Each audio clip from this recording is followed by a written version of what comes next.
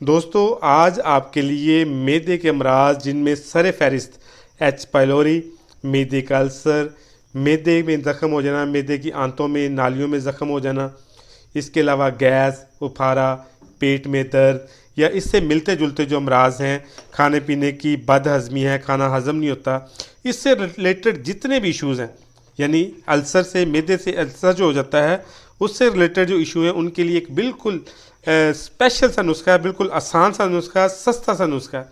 इसके लिए आपको सबसे पहले सौंफ चाहिए होगी।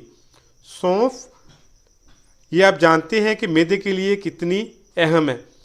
कोई भी मैदे का नुस्खा बना ले आपको सौंफ उसमें जुज़्व आज़म के तौर पर मिलती है, इसलिए इस नुस्खे में भी हमने इसको पहले नंबर पर रखा हुआ है। दूसरे नंबर पर आपने राल लेनी है।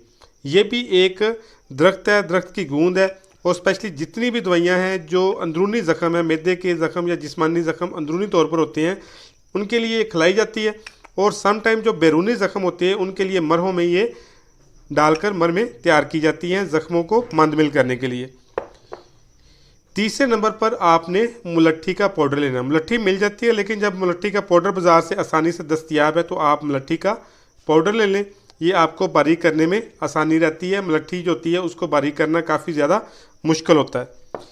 तीसरे नंबर पर आपने चौथे नंबर पे हल्दी है और हल्दी आपने जो घर की हल्दी है, प्योर हल्दी जो होती है वो लेनी है, बाज़ारी हल्दी नहीं लेनी। उसमें से इसके जो अद्वियाती अज्जा होती हैं वो निकाल लिए गए होते हैं जिसकी वजह से ये असर नहीं करती।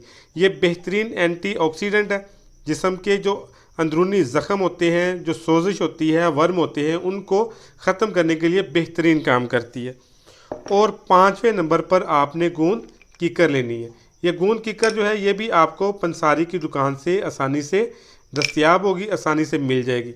इन तमाम चीज़ों को कैसे तैयार करना है वो आपको बाद में बताता हूँ, लेकिन चंद एक हदायत हैं, पहले वो सुन लें आप कि सबसे पहले आपने परहेज़ी खाना इस्तेमाल करना। तेज़ नमक, मिर्च, मसाला, बोतलें, burger, shawarma, bakery item, junk food ये आपने बिल्कुल नहीं खाने। बिल्कुल ऑर्गेनिक फूड इस्तेमाल करने हैं। सलाद, फ्रूट्स, फ्रेश जूसेस, घर की बनी हुई सब्जियां, वो भी कम नमक मिर्च के साथ, और तली हुई चीज़ें बिल्कुल इस्तेमाल नहीं करनी।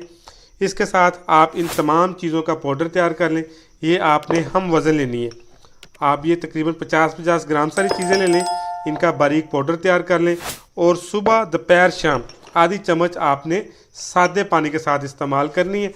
चंद दिन इस्तेमाल करें, इंशाअल्लाह ताला से चंद दिनों में जो मैदा का ज़ख़म है, अल्सर है, एच पाइलोरी है और उससे रिलेटेड जितने भी मामलात हैं ये मुकम्मल तौर पर इंशाअल्लाह ताला से ठीक हो जाएंगे।